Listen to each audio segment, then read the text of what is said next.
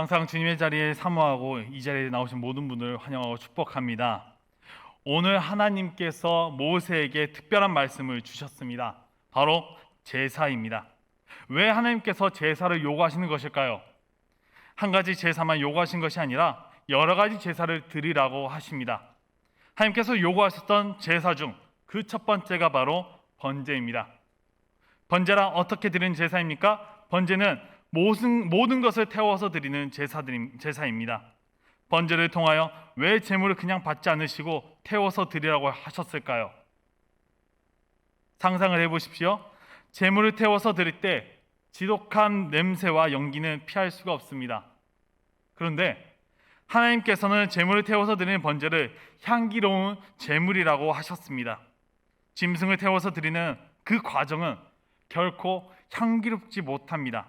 오히려 지독한 냄새가 나고 곁에 있는 사람은 그 지독한 냄새로 역하고 냄새가 머리가 아파오고 어지럼증이 생깁니다. 모두가 싫어하는 냄새이므로 피하고 싶은 그런 냄새입니다. 그런데 왜 하나님께서는 짐승을 태워서 드리는 제사를 향기로운 제물이라고 하셨을까요? 만일 우리에게 이런 제사를 드리라고 한다면 기쁜 마음으로 드릴 자가 얼마나 있을까요? 여러분 한 번은 생각해 보신 적이 있으십니까? 하나님께서 번제를 태워서 드리라고 하신 이유가 오늘 말씀에는 분명히 있습니다. 번제를 드릴 때 제물 짐승이 완전히 태워서 없어지듯이 우리의 죄를 이렇게 없애주시겠다는 약속의 말씀입니다. 우리 모두는 죄인입니다. 그렇기에 문제는 우리 스스로 우리 안에 있는 죄악들을 없앨 수가 없습니다. 우리 스스로 소멸시킬 수 없는 그 죄를 결국 죄로 인해서 우리는 사망에 이르게 됩니다. 인간의 죄로 인하여 육신의 사망과 영혼의 사망에 이르게 됩니다. 하나님은 이런 우리의 불행한 결과를 긍휼히 여겨주셔서 죄를 해결할 길을 열어주셨습니다. 그것이 바로 제사 번제입니다. 번제는 인간을 대신해서 짐승을 받으시고 인간의 죄를 사해 주시려는 하나님의 특별한 배려입니다. 그렇기에 이스라엘 백성들이 그분의 말씀에 따라 그 방법대로 그 절차대로 행해야만 합니다. 하나님은 번제에 대한 명확하고 세세한 규정들을 말씀해 주셨습니다. 하나님께 나아가 예물을 드리는 방식이 얼마나 중요한지를 오늘 말씀을 통해서 중요한 것을 보여주고 계십니다. 왜 그런가요? 번제를 받으실 분이 바로 여호와 하나님이시기 때문에 그렇습니다. 그분의 방식대로 그분의 목적대로 우리는 따라가야만 하는 것입니다. 번제를 받으실 분도 여호와 하나님이시기 때문에 그분이 명하시는 종류와 예물을 올려드려야 하고 여호와 하나님이시기 때문에 그분께서 명하신 규례에 따라 예물을 드려야 합니다. 그렇게 그 번제를 드리는 절차는 중요할 수밖에 없습니다.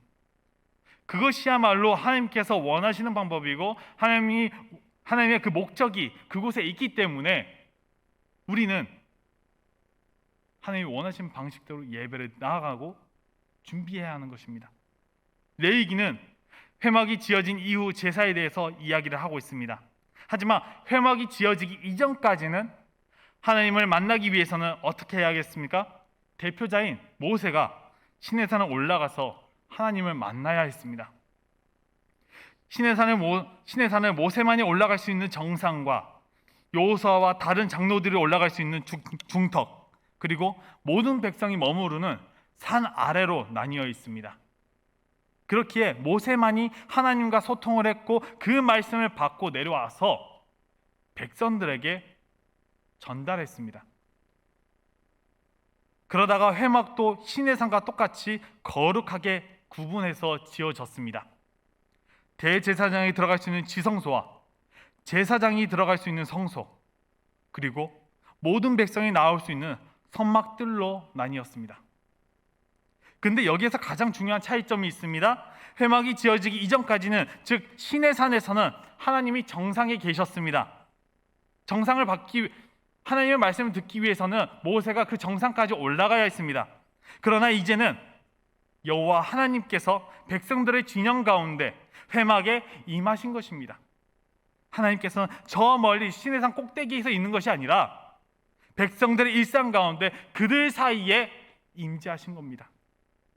레위기 9장 22절에서 24절 말씀에서 말씀하십니다.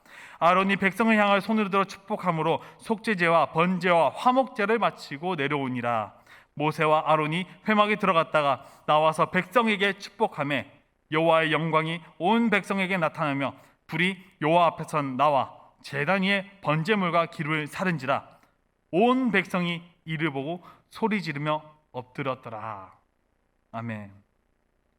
속죄제와 번제와 화목제를 마친 상황에서 제단 위에 있는 제물을 하나님께서 받으셨습니다. 그것을 누가 받나요? 누가 목격했습니까? 바로 온 백성이 보았습니다. 온 이스라엘 백성이 직접 하나님의 음성을, 하나님의 그 응답을 보았습니다.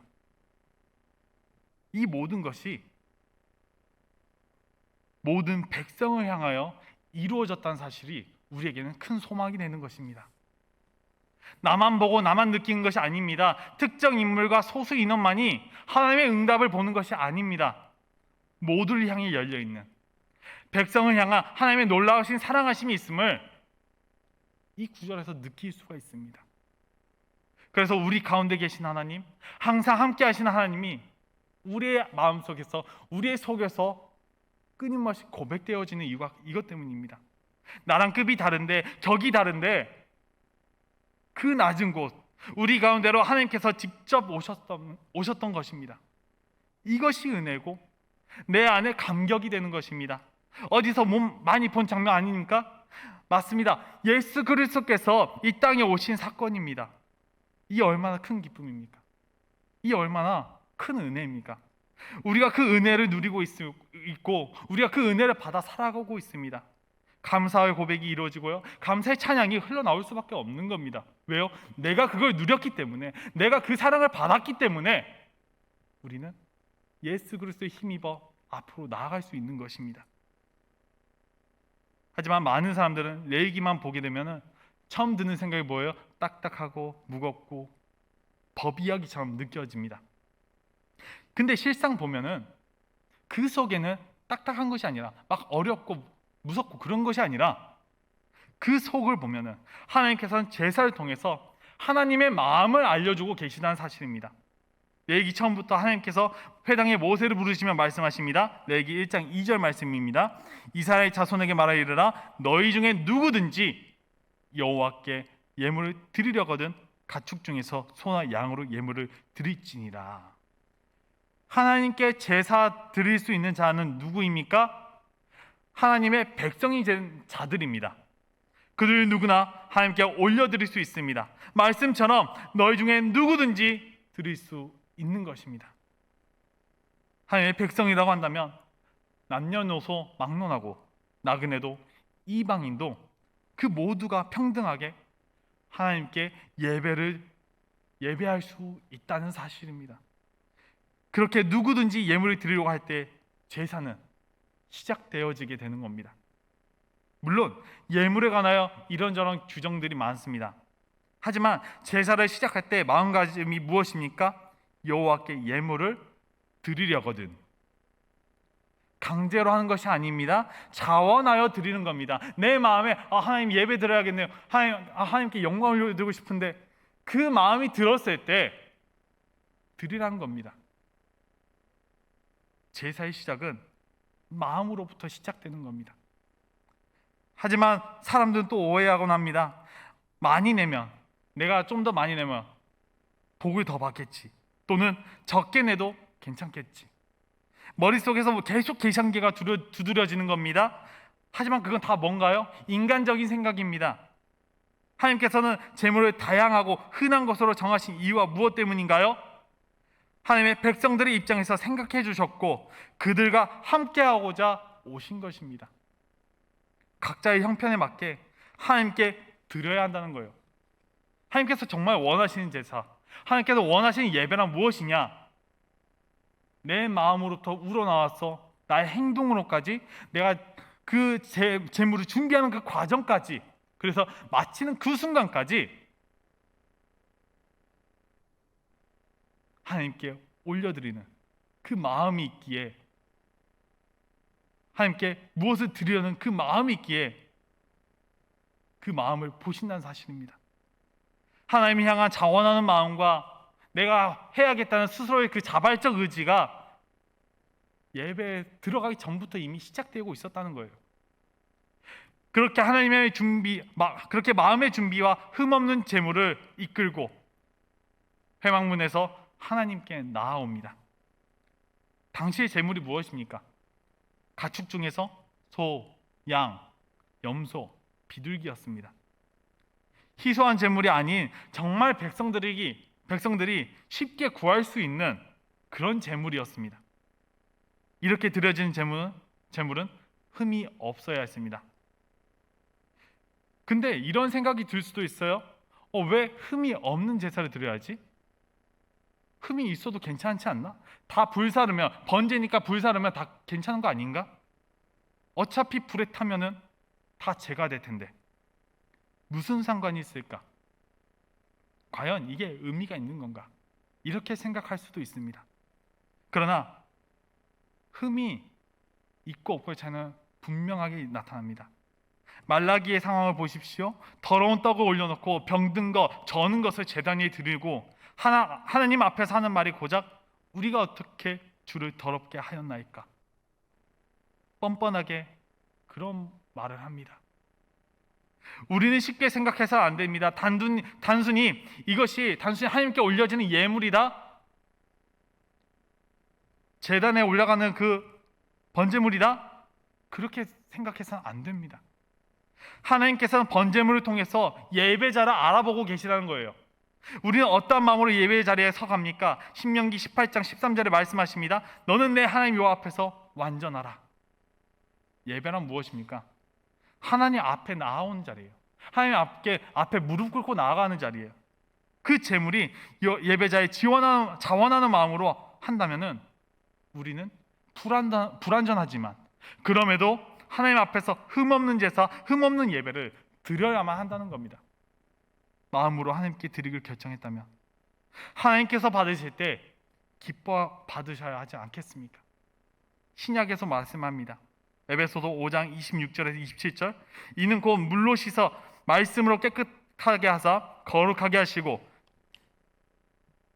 앞에 영광스러운 교회를 세우사 티나 주름 잡힌 것이나 이런 것들이 없이 거룩하고 흠이 없게 하려 하심이라. 뭐라고요? 거룩하고 흠이 없게 하려 하심이라. 그리스도께서 교회를 깨끗하게 하신 것은 자신이 흠없는 어린 양이시기 때문에 그런 것입니다. 사도 바울도 말합니다. 로마서 12장 1절 말씀, 하나님의 모든 자비하심으로 너희를 권하노니 너희의 몸을 하나님이 기뻐하시는 거룩한 산제물로 드리라. 이는 너희가 드릴 영적 예배니라. 제물에 흠이 없다는 것, 하나님의 의도는 무엇입니까? 예배자 자신이 그 흠이 없음을 나타내라는 겁니다. 보여주라는 겁니다. 너가 나에게 마음이 있느냐? 그 자원한 마음으로 왔느냐? 그렇다면 흠이 없는 진정한 예배를 드려라는 거예요. 제물이 상징하는 것은 그 무엇보다도 예배자 자신을 나타내는 겁니다. 그렇기 때문에 소를 드리든지 비둘기를 드리든지 하나님께 드리는 그 마음 자체가 중요하고 하나님의 그 방법대로 드리는 것이 매우 중요한 것입니다.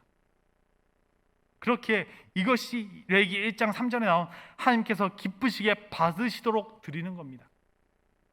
이제 이렇게 가지고 온 번제물을 머리에 어떻게 해요? 안수합니다. 이 안수하는 행위는 나의 죄를 대신 지게 만드는 방법입니다. 마치 제물을 내 대신에 내 죄를 전가시켜서 하나님께 올려드리는 겁니다. 그리고서 그 죄를 지고 있는 제물을 직접 자기가 잡아야만 했습니다. 짐승을 태워서 제사를 드리는 그 과정 자체는 제가 얼마나 처참한 결과를 가져오는지를 보여줍니다. 번제물의 결과를 통하여 우리는 죄의 심각성을 깨달아야 합니다. 죄는 반드시 대가를 치러야만 그 효력이 상실된다는 것을 깨닫게 되는 것입니다. 번제물을 드리는 죄인은 자신을 대신하여 희생제물로 태워지는 짐승을 보면서 그 죄의 결과를 두려움을 가지게 되는 것입니다. 죄의 결과는 무엇입니까? 심판과 사망뿐임을 뼈저리 느끼게 되는 겁니다. 그렇기에 번제물이 완전히 태워서 하나님께 드려짐으로 죄인은 다시 회복을 받습니다. 번제물의 사명은 죄인을 대신하여 자신을 완전히 드림으로 죄인을 회복시키는 것입니다. 죄를 지은 인간이 죽음으로 대가를 지불한 것이 마땅하지만 하나님께서는 우리 인간들에게, 우리 사람들에게 특별한 배려를 하심으로 대신 속죄받을 수 있는 길을, 그 대신 지을 수 있는 번제의 길을 열어주셨습니다. 번제는 죄인을 다시 회복시키시려는 하나님의 특별한 배려이자 긍휼입니다. 하나님이 죄인을 대신하여 번제물을 받으시고 죄인에게 새로운 기회를 주셨습니다. 번제는 공의로우신 하나님을 기쁘시게 하는 제사입니다. 모든 제사의 목적은 하나님의 공의를 만족하게 해드리는 행위입니다. 그렇기 때문에 아무리 그 태워질 때 역겨운 냄새가 나더라도 하나님은 이 냄새를 향기로운 제물로 받으셨다는 사실을 우리는 기억해야 합니다. 고약한 냄새고 괴로운 냄새고 사람들이 싫어하는 냄새지만 하나님께서는 죄인들을 용서해 주실 심정 때문에 향기롭다고 우리에게는 표현했습니다. 사랑하는 여러분, 우리에게도 씻을 수 없는 죄가 있습니다. 죄가 있다는 것은 죄에 대한 결과, 즉 심판과 사망이 있다는 말입니다. 죄에서 자유로운 사람이 있습니까? 죄의 결과는 번제물처럼 완전한 사망에 이르게 합니다. 이는 그 어느 누구도 피할 수 없습니다. 죄를 짓는 것보다 더 심각한 것은 죄를 해결받는 기회를 얻지 못하고 사망에 던져지는 결과가 있기 때문입니다. 죄인임을 인정하며 죄의 해결을 받았습니까? 하나님께서는 나를 대신하여 번제물을 준비하셨습니다. 이는 나를 사랑하사 다시 살리시려는 특별한 배려입니다. 세상을 보십시오. 나를 대신하여 번제물처럼 자신을 드릴 자는 아무도 없습니다. 부모나 자식을 위하여, 남편이나 아내를 위하여, 친구를 위하여 하나밖에 없는 나의 목숨을 내어줄 자가 있으니까 아무도 자신의 목숨을 내어줄 자가 없습니다. 그러나 예수님은 나를 사랑하사 친히 번제물이 되어 주셨습니다. 예수님께서 나를 대신하여 내 모든 죄를 지시고 십자가 위에서 물과 피를 다 흘리고 십자가에서 죽으셨습니다. 이것이 나를 향하신, 우리를 향하신 예수님의 사랑이었음을 우리는 기억해야 합니다. 오직 예수님만이 나를 살리시려고 우리 가운데 오셨고 희생제물이 되어 주셨습니다. 나를 사랑하시기 때문입니다. 나를 살리려고 대신 죽으셨습니다. 예수님께 모든 죄를 청구하면 나는 다시 회복될 수 있습니다. 예수님이 대속하심을 믿고 죄를 회개하면 하나님께서 나를 다시 자녀로 받아주실 것입니다. 예수님 안에 다시 살리심을 받은 나는 하나님의 자녀되는 권세로 세상을 이길 수 있는 것입니다. 그렇기에 하나님께서는 나를 주목하십니다. 나를 드린 결과를 보시면서 나를 복 주시기 위함입니다. 하나님께서 나를 다시 살리신 것은 우리에게 복을 주시기 위함입니다. 하늘의 신령한 복으로 나를 채우시길, 우리 모두 그 마음을 채우시길 간절히 소망합니다. 죄의 결과를 잊지 말고 죄와 싸워서 이기는 자가 됩시다. 특별히 자신의 약점을 알고 잘 지켜 살아있는 신앙인으로서 하나님을 기쁘시게 하는 저와 여러분이 되기를 간절히 소망합니다. 기도하겠습니다.